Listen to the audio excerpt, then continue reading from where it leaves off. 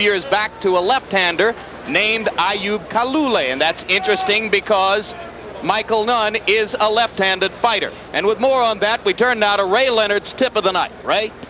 Well, Jim, one thing about it, Kalambay's jab should help him get inside and work the body of Michael Nunn. But believe me, folks, that is not easy against Michael Nunn's movement. Now, one thing about Kalambay, he's a very tactical fighter, very strategic fighter, and this is really boxing when he slip and counterpunch.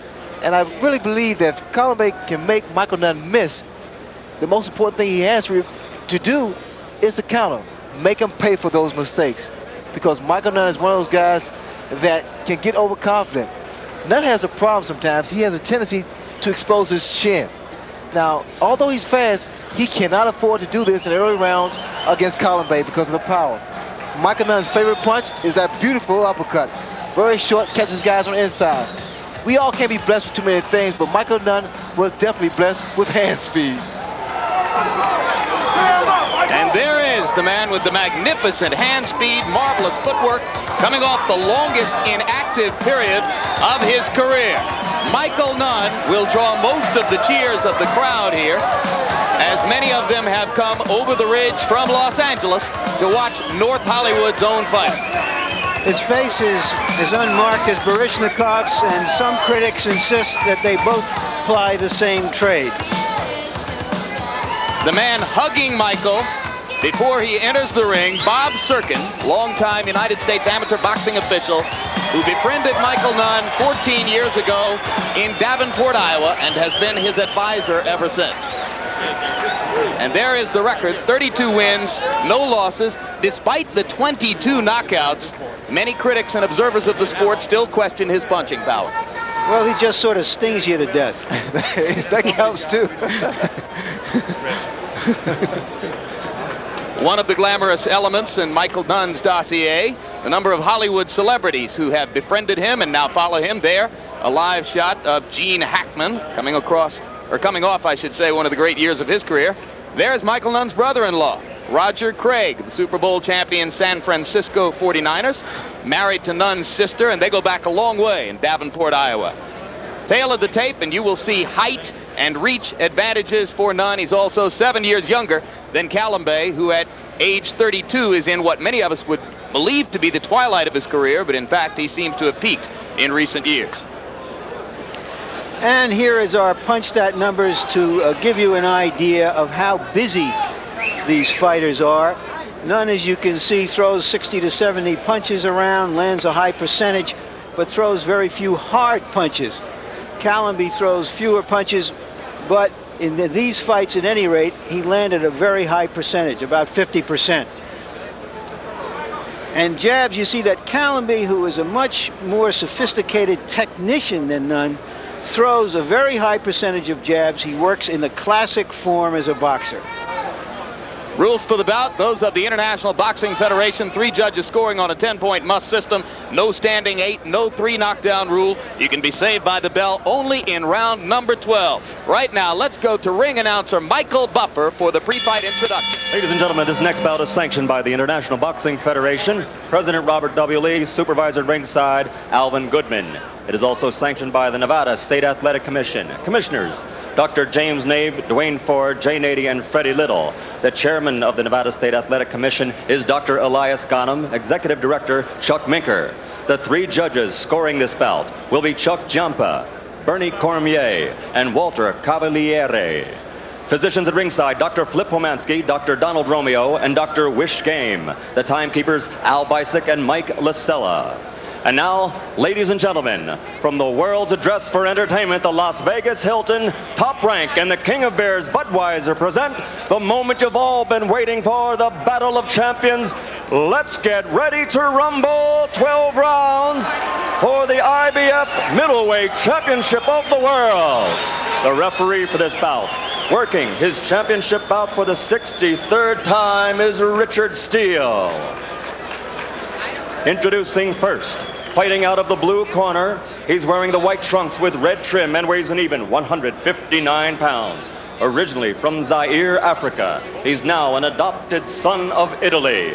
As a professional, 46 victories, only 3 defeats and 1 draw, 26 KOs. Ladies and gentlemen, the WBA middleweight champion of the world, Sumbu Kalambay.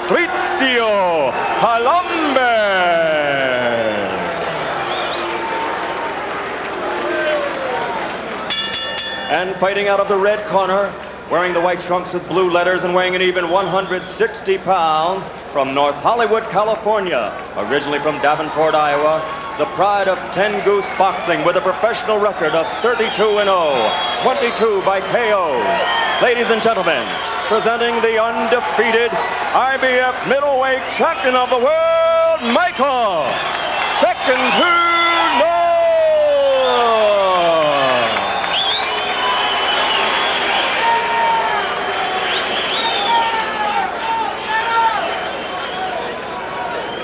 Okay, let's go.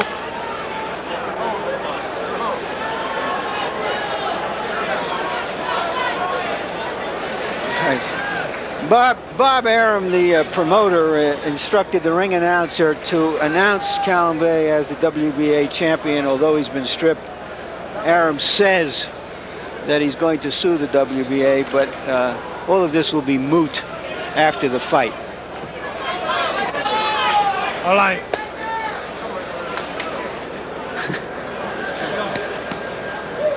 They're even having a hard time bringing these guys together for these pre-fight instructions. All time. Shake hands, good luck.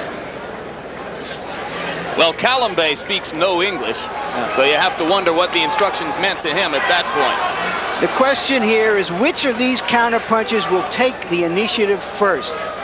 If neither does, we'll have the equivalent of dueling banjos tonight. And interestingly, if you ask 20 experts at ringside which one is going to come forward first, you might find 10 who will say Nunn and 10 who will say Kalambay. Well, Nunn's already been the first one. He's in the middle of the ring. Now it means something. I feel it's going to come off to an explosive start. Michael Nunn started off as the aggressive, keeping that jab out there. And again, Kalambay is a boxer, good counterpuncher.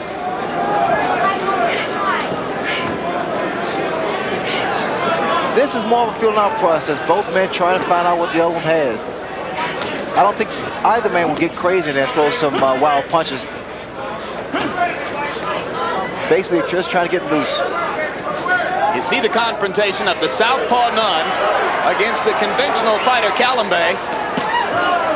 Their front feet will be nearly touching each other through much of the bout. Now again, the southpaw stance of Michael Nunn and the height will bother Kalambay a while. But you also have to watch how Kalambay steps punches. I mean, he moves extremely well. Good upper body movement. Nunn stepped forward for a moment for the uppercut, but didn't really land it. It's been a jabbing contest so far with the early edge to Nunn.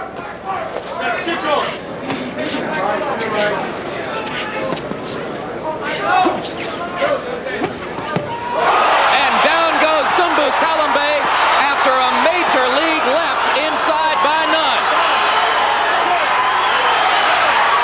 It looks as though Kalambay isn't going to make it.